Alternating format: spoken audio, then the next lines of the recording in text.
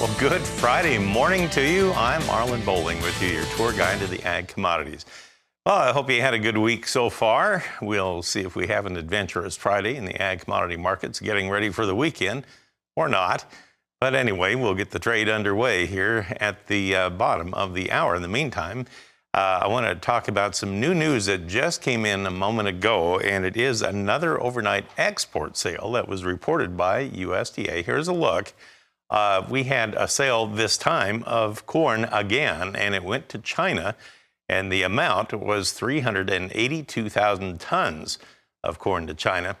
So a significant amount. Here to talk about it, we have Brian Hoops on the line. He, of course, is the president of Midwest Market Solutions. So, Brian, not only is China back buying some corn here, but it seems like the amounts are getting larger here now. What's the deal anyway? Good morning, Marlon. Yeah, it's great to see them back buying U.S. corn. This was about a 15 million bushel purchase. They bought about 13 million yesterday morning.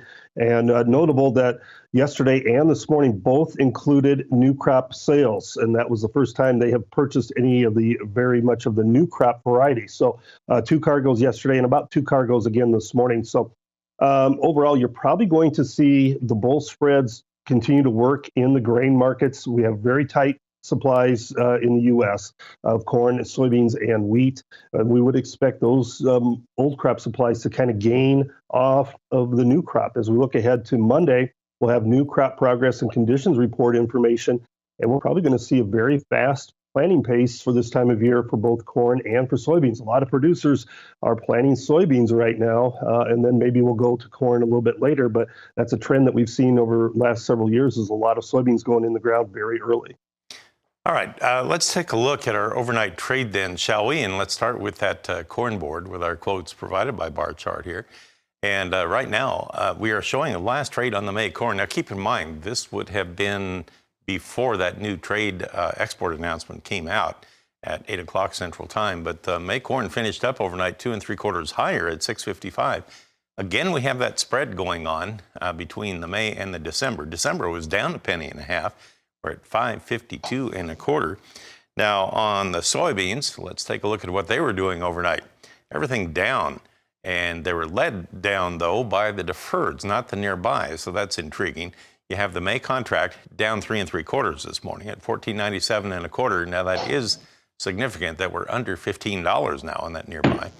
The November soybeans were at 13.03 3/4 on the low of the overnight trade, and that was down 8 3/4 cents. And that has to make some people nervous, as close to that $13 mark as it got overnight. Now, when you look at the wheat, Chicago wheat still can't get any traction. We have May down 3 at 6.64 per bushel. July was down 3 1/4. Kansas City wheat, the May was actually up 1.50 at 8.46 3/4. July was down a half cent. And on the Minneapolis market, you had the spring wheat on the May unchanged at 8.49 1/2. July was down a half cent.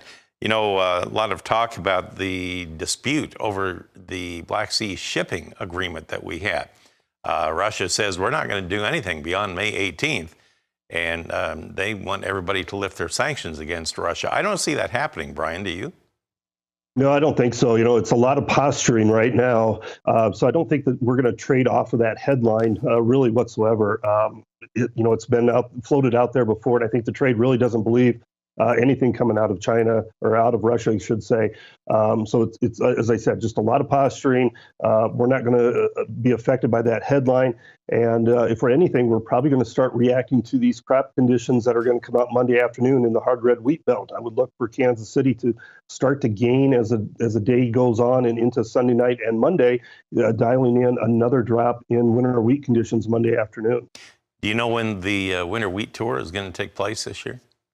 You know, I haven't heard yet, but I think they're going to cover some really poor looking crops, especially in central to western Kansas, where that drought is the worst.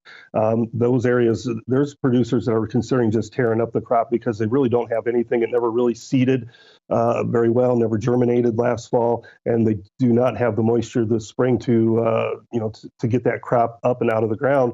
And that's a concern, not only for the winter wheat crop, but if you tear it up and plant something else, are you going to get any moisture to plant to grow corn and soybeans or sorghum, milo, whatever you put in there in its place. You have to have that moisture no matter what you're going to plant. And the outlook is really dire in those dry areas. Yeah, even in the central part of Kansas, I've been hearing that the wheat may have greened up, but it was suffering, and you can't even drive a spade in the ground, and the ground is so hard, there's no moisture there. I tell you what, we'll take a quick break right here, and Brian will come back and we'll talk about our livestock trade. More new records in the cattle, but did they hold? We'll find out what's going on with that when we come back. Thanks for joining us. I'm Marlon Bowling with you. As we start this segment on livestock, I have to go and reflect on the livestock summary from yesterday. Take a look at these numbers. I mean, we probably haven't seen numbers like this ever before, and we may not see them again for a while, but wow. Live cash cattle over this past week have been running between 175 and I heard 184. And that would be several dollars higher than last week, at least $5, I believe. Dress basis sales, from what I understand, had a wide range, $285 on the lower end to $293 on the upper end, maybe as much as $11 higher than last week. That's incredible, the jump in 1 week's time. Let's bring Brian Hoops back and talk about this here. That's just phenomenal. An $11 gain in 1 week, is that right? It is right. Yeah, it's amazing. And we may not be done with the fireworks yet as we go into the summer months when our numbers get even tighter. But for this week anyway, we had a big gap in the futures market yesterday. April rallied, and I think we saw a lot of hedge lifting to drive us up into the 177 area. Now, where the April contract settled, I think is pretty much fair value with where the cash trade is settling out in the Southern Plains. And I don't know that we're going to see any big moves one way or the other in the April futures today. Some of these deferred contracts did find some profit taking, maybe even some hedge pressure when they were up sharply, and they did close lower. Now, it's not an indication that there's a major top in place, but we could be running out of gas on this move this week because we've already dialed in that cash trade. So sharply higher in the Southern Plains, about $5.